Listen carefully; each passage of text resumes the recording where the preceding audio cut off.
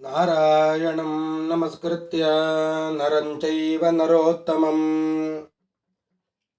ದೇವೀಂ ಸರಸ್ವತೀಂ ವ್ಯಾಸಂ ತತೋ ಜಯಮುದೀರಯೇತ್.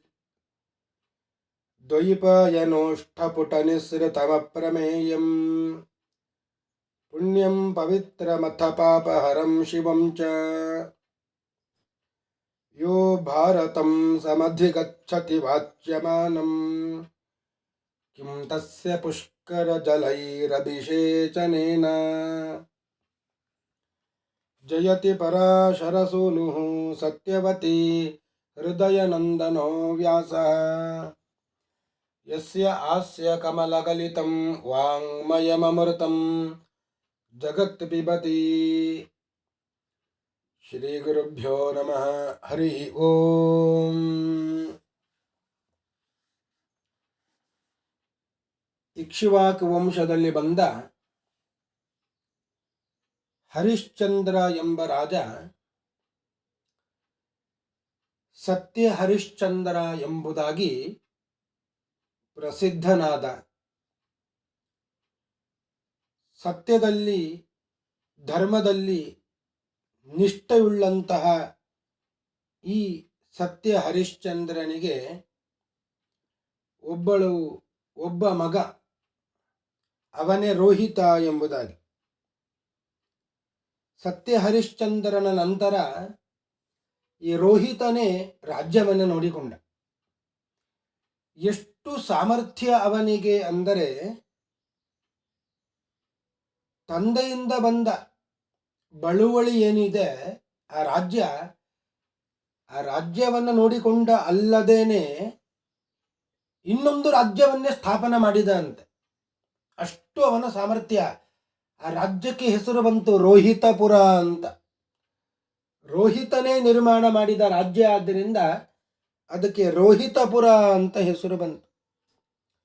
ಹರಿಶ್ಚಂದ್ರಸ್ಯ ಪುತ್ರೋ ಭೂತು ರೋಹಿತೋ ನಾಮ ವೀರ್ಯವಾನ್ ಏನೇದಂ ರೋಹಿತಂ ಪುರಂ ಕಾರಿತಂ ರಾಜ್ಯ ಸಿದ್ಧಯೇ. ಇಷ್ಟು ಸ್ವತಃ ದುಡಿಮೆಯಿಂದ, ತಂದೆಯಿಂದ ಬಂದಿದೆ ಸಾಕು ಇಷ್ಟನ್ನೇ ಆಡಳಿತವನ್ನು ನಡೆಸ್ತೇನೆ ಅಂತ ಅಲ್ಲ, ಇನ್ನೂ ಅಭಿವೃದ್ಧಿಯನ್ನು ಮಾಡಬೇಕು ಅಂತ ಒಂದು ರಾಜ್ಯವನ್ನೇ ತಾನು ಸಂಪಾದಿಸಿದ. ಕೊನೆಗೆ ಏನು ಮಾಡಿದ? ಕೃತ್ವಾ ರಾಜ್ಯಂ ಸ ರಾಜರ್ಷಿ ಪಾಲಯಿತ್ವಾ ತುಥ ಅತ ಪ್ರಜಾ ಸಂಸಾರ ಸಾರತಾಂ ಜ್ಞಾತ್ವಾ ದ್ವಿಜೇಭ್ಯಃ ತತ್ಪುರಂ ದದೌ.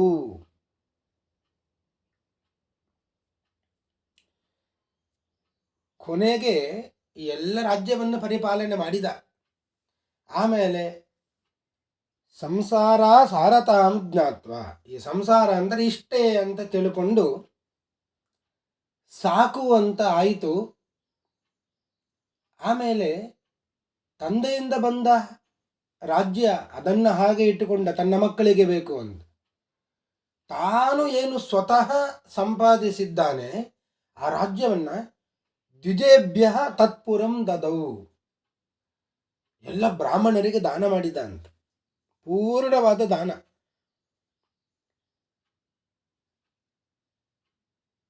ತಾನು ಸ್ವತಃ ಸಂಪಾದಿಸಿ ದಾನವನ್ನು ಮಾಡಬೇಕು, ಅದು ಪೂರ್ಣವಾದ ದಾನ.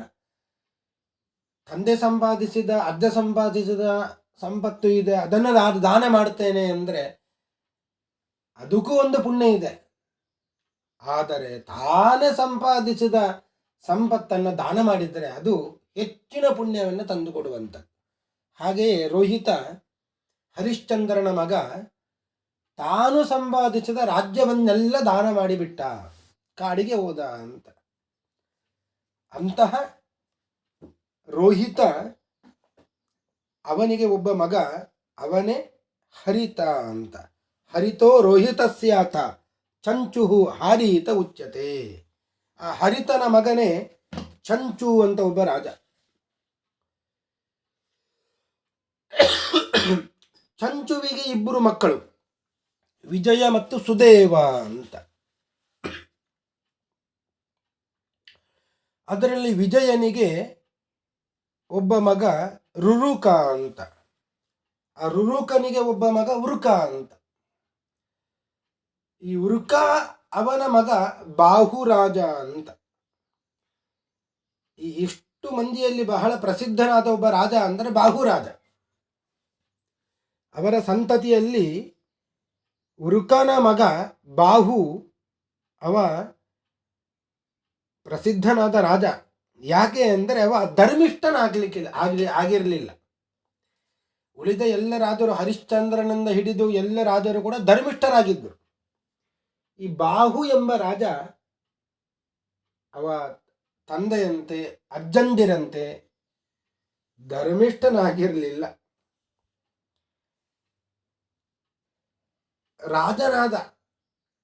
ರಾಜನಾದ ಮೇಲೆ ಅವನಿಗೆ ಎಲ್ಲ ಗೆಳೆಯರು ಎಲ್ಲ ಇದ್ದರು, ಶತ್ರುಗಳು. ನಿಜವಾಗಿಯೂ ಕೂಡ ಶತ್ರುಗಳು ಕೂಡ ಗೆಳೆಯರಾದರು. ಹೇಗೆ ಅಂದರೆ ಅವರೊಟ್ಟಿಗೆ ಸೇರಿಕೊಂಡೇ ದುಶ್ಚಟಗಳನ್ನು ಅಭ್ಯಾಸ ಮಾಡಿಕೊಂಡ ಇವ. ಮದ್ಯಪಾನ ಮಾಡುವುದು, ಜೂಜಾಡುವುದು, ಇದೆಲ್ಲವನ್ನು ಕೂಡ ಶತ್ರುಗಳ ಒಟ್ಟಿಗೆ ಸೇರಿಕೊಂಡು ಮಾಡಲಿಕ್ಕೆ ಪ್ರಾರಂಭ ಮಾಡಿದ. ಅವರೆಲ್ಲ ಸಾಮಾನ್ಯರು ಇರಲಿಲ್ಲ. ಶಕರು, ಯವನರು, ಕಾಂಬೋಜರು, ಪಾರದರು ಇವರೆಲ್ಲ ಶತ್ರು ರಾಜ್ಯದವರು. ಇವರೆಲ್ಲ ಇವರೊಟ್ಟಿಗೆ ಕೂಡಿ ಸೇರಿಕೊಂಡು ಕುಡಿಲಿಕ್ಕೆ ಪ್ರಾರಂಭ ಮಾಡಿದ. ದುಶ್ಚಟ ಎಲ್ಲ ಪ್ರಾರಂಭ ಆಯಿತು.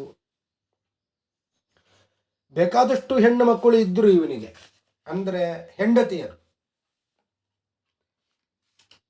ಇಷ್ಟೆಲ್ಲ ಹೆಂಡತಿಯರು ಇದ್ದರೂ ಕೂಡ ಅವನಿಗೆ ಮಕ್ಕಳಾಗಲಿಲ್ಲ. ಕೊನೆಗೆ ಈ ಹೆಂಡತಿಯರನ್ನೆಲ್ಲ ಕರ್ಕೊಂಡು ಕಾಡಿಗೆ ಹೊರಟ. ಅವನಿಗೆ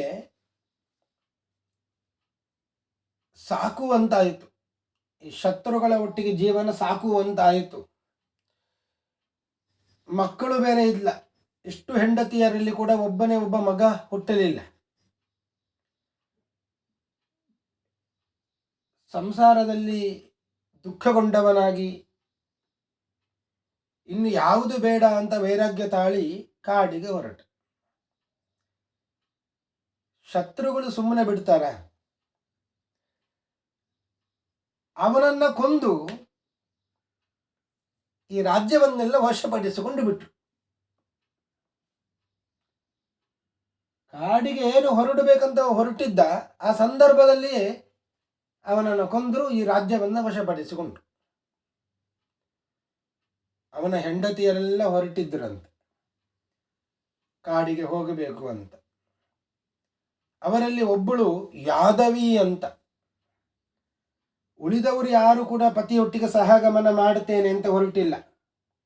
ಈ ಯಾದವಿ ಎಂಬವಳು ಮಾತ್ರ ಆ ಪತಿಯೊಂದಿಗೆ ನಾನು ಸಹಗಮನ ಮಾಡ್ತೇನೆ, ಅವನೊಟ್ಟಿಗೆ ನಾನು ಅವನ ಚಿತೆಯಲ್ಲಿಯೇ ಸತ್ತು ಹೋಗ್ತೇನೆ ಅಂತ ಹಾರಲಿಕ್ಕೆ ಹೊರಟು. ಆಗ ಅದನ್ನ ಔರುವ ಅಂತ ಒಬ್ಬ ಋಷಿಗಳು ನೋಡಿದ್ರು. ಔರುವ ಅಂತ ಒಬ್ಬ ಋಷಿಗಳು ನೋಡಿ ಅವರು ತಡಿತಾರೆ, ನೀನು ಹಾರಬೇಡ,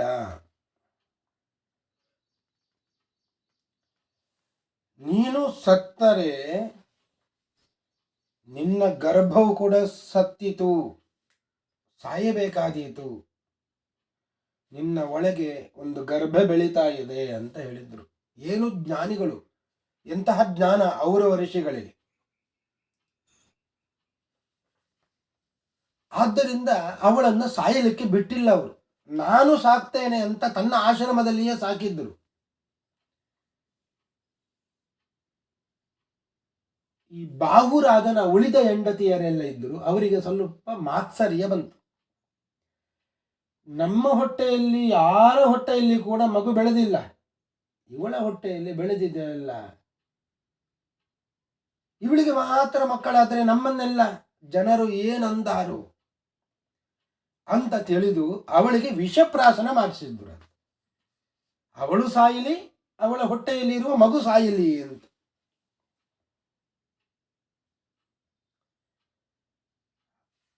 ಆದರೆ ದೈವೇಚ್ಛೆ ಹಾಗೆ ಇದ್ದಿಲ್ಲ. ಅವರವರ ತಪಶಕ್ತಿ ಒಂದು, ಗುರುಗಳು ಅವರು ಸಾಕ್ತಾ ಇದ್ರು ಅವಳನ್ನು, ಮತ್ತು ದೈವೇಚ್ಛೆ ಇತ್ತು, ಆ ಮಗು ಬದುಕಬೇಕು, ಇವಳು ಬದುಕಬೇಕು ಅಂತ. ಸ್ವಲ್ಪವೇ ಸಮಯದಲ್ಲಿ ಮಗು ಹುಟ್ಟಿತು ಅಂತ.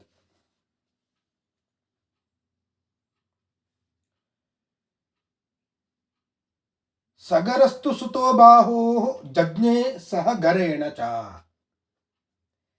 ಬಹಳ ಕಾಲ ಮಗು ಹುಟ್ಟಲಿಲ್ಲ. ಯಾಕೆ ಅಂದರೆ ಅದು ಗರ್ಭದಲ್ಲಿಯೇ ಕಲ್ಲಿನಂತೆ ಆಗಿಬಿಟ್ಟಿತ್ತು ಅಂತ, ವಿಷವನ್ನು ಪ್ರಾಶನ ಮಾಡಿ.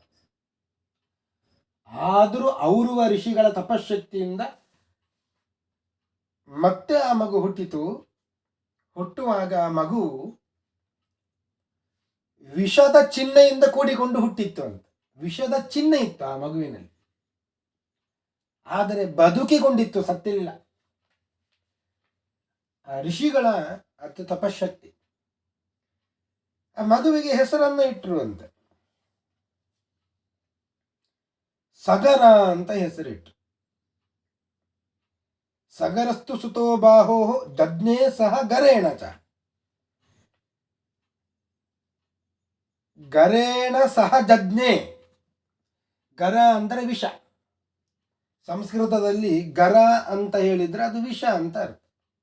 ವಿಷದೊಂದಿಗೆ ಸೇರಿಕೊಂಡು ಸಹಿತವಾಗಿ ಈ ಮಗು ಹುಟ್ಟಿದೆ. ಆದ್ದರಿಂದ ಸಹಗರ, ಸಗರ ಅಂತ ಹೆಸರನ್ನ ಇಟ್ಟರು. ಸಗರ ಅಂತ ಹೆಸರಾಯ್ತು ಆ ಮಗುವಿಗೆ. ಹೀಗೆ ಋಷಿಗಳ ಅನುಗ್ರಹ, ಹಾಗೆಯೇ ದೈವೇಚ್ಛೆ, ಭಗವಂತನ ಅನುಗ್ರಹ ಇದ್ದರೆ ಎಂತಹ ಕಷ್ಟದ ಪರಿಸ್ಥಿತಿಯಲ್ಲಿ ಇದ್ದರೂ ಕೂಡ ಸಂತತಿ ಆಗಬಹುದು, ಆದ ಸಂತತಿ ಉಳಿಲೂಬಹುದು. ಹೀಗೆ ಆ ಸಗರ ಅಂತ ಒಬ್ಬ ಏನು ಹುಟ್ಟಿದ ಮಗು, ಆ ಮಗು ಹುಟ್ಟಿದ ಮೇಲೆ ದೊಡ್ಡ ಚಕ್ರವರ್ತಿಯಾಗಿ ಬೆಳೆಯಿತು.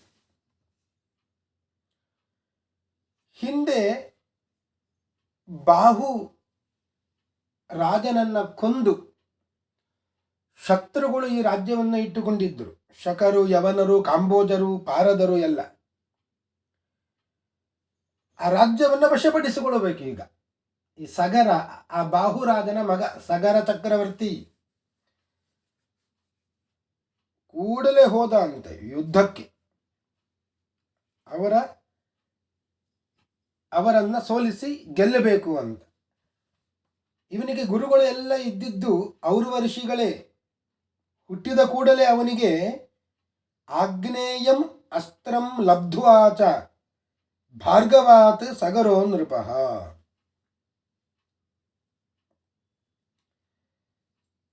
ಔರ್ವ ಋಷಿಗಳು ಆಗ್ನೇಯಾಸ್ತ್ರವನ್ನ ಉಪದೇಶ ಮಾಡಿದ್ರು ಅಂತವನಿಗೆ. ಆ ಬಲದಿಂದ ಶತ್ರುಗಳನ್ನೆಲ್ಲ ದಮನ ಮಾಡಿದ ಈ ಸಗರ. ಶತ್ರುಗಳಿಗೆ ಬಹಳ ಹೆದರಿಕೆ ಪ್ರಾರಂಭ ಆಯಿತು. ಅವರೆಲ್ಲ ಏನು ಮಾಡಿದ್ರು, ವಸಿಷ್ಠರ ಬಳಿಗೆ ಹೋದರು, ಔರ್ವ ಋಷಿಗಳ ಬಳಿಗೆ ಹೋದರು. ಯಾಕೆ ಅಂದರೆ ಸಗರ ಅವನ ಗುರುಗಳು ಇವರೆಲ್ಲ. ಇವ ಕೊಂದೇ ಬಿಡುತ್ತಾನೆ ನಮ್ಮನ್ನೆಲ್ಲ, ನೀವು ನಮ್ಮನ್ನು ರಕ್ಷಣೆ ಮಾಡಬೇಕು ಅಂತ ಅವರ ಬಳಿಗೆ ಹೋದರು. ಯಾಕೆ ಅಂದರೆ ಅವರ ಶಿಷ್ಯ ಇವ ಸಗರ. ಗುರುಗಳು ಹೇಳಿದ ಮಾತನ್ನ ಮೀರುವುದಿಲ್ಲ ಸಗರ. ಅದರಿಂದ ಅವನ ಗುರುಗಳ ಬಳಿಗೆ ಹೋಗಿ ಕೇಳಿದಾಗ ಅವರೆಲ್ಲ ವಸಿಷ್ಠರು, ಅವರ ಋಷಿಗಳೆಲ್ಲ ಹೇಳಿದ್ರು, ಅವರನ್ನು ಬಿಟ್ಟು ಬಿಡು ಅಂತ ಹೇಳಿ. ನಿನ್ನ ರಾಜ್ಯ ನನಗೆ ಬಂದಿದೆ ಅಲ್ಲ, ಅವರನ್ನು ಬಿಟ್ಟು ಬಿಡು. ಆಯಿತು ಅಂತ ಇವ ಅವರನ್ನೆಲ್ಲ ಸಂಹಾರ ಮಾಡಿಲ್ಲ. ಹೊರತಾಗಿ ಏನು ಮಾಡಿದ, ಶಿಕ್ಷೆಯನ್ನು ಕೊಟ್ಟ ಅಂತ. ಅವರು ಮುಂದೆ ಇನ್ನು ಧರ್ಮವನ್ನು ಮಾಡಲಿಕ್ಕೆ ಇಲ್ಲ.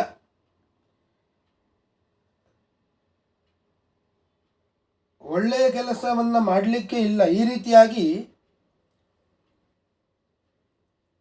ಅಯೋಗ್ಯರಿಗೆ ಉಚಿತವಾದ ಸಂಸ್ಕಾರ ಎಲ್ಲ ಅವರಿಗೆ ಮಾಡಲಿಕ್ಕೆ ಇಲ್ಲ. ಈ ರೀತಿಯಾಗಿ ಮಾಡಿಬಿಟ್ಟ ಅಂತ. ಧರ್ಮಂ ಜಘಾನ ತೇಷಾಂ ವೈ ವೇಷಾನ್ಯತ್ವಂ ಚಕಾರ. ಅವರಿಗೆಲ್ಲ ಒಂದೊಂದು ವೇಷ ಹಾಕಿಸಿದ. ಅರ್ಧಂ ಶಕಾನಾಂ ಶಿರಸಃ. ಈ ಶಕರು ಅಂತ ಯಾರಿದ್ರು ಅವರ ತಲೆಯನ್ನ ಅರ್ಧ ಬೋಳಿಸಿಬಿಟ್ಟ. ಮುಂಡಂ ಕೃತ್ವ ವ್ಯಸರ್ಜಯತ್. ಯವನರು ಕಾಂಬೋಜರು ಅವರ ತಲೆ ಕೂದಲನ್ನು ಪೂರ್ತಿ ಮುಂಡನ ಮಾಡಿಸಿದ. ಪಾರದರು ಅಂತ ಇದ್ದರು, ಅವರ ತಲೆಯಿಂದ ಹಿಡಿದು ಕಾಲಿನವರೆಗೆ ಯಾವ ಕೂದಲುಗಳನ್ನು ಕೂಡ ತೆಗಿಬಾರದು ಅಂತ ಪೂರ್ತಿ ಬಿಡಿಸಿಬಿಟ್ಟ. ಈ ಪಲ್ಲವರು ಅಂತ ಯಾರಿದ್ರು ಅವರಿಗೆ ಕೇವಲ ಗಡ್ಡವನ್ನ ಮಾತ್ರ ಬಿಡಿಸಿದ.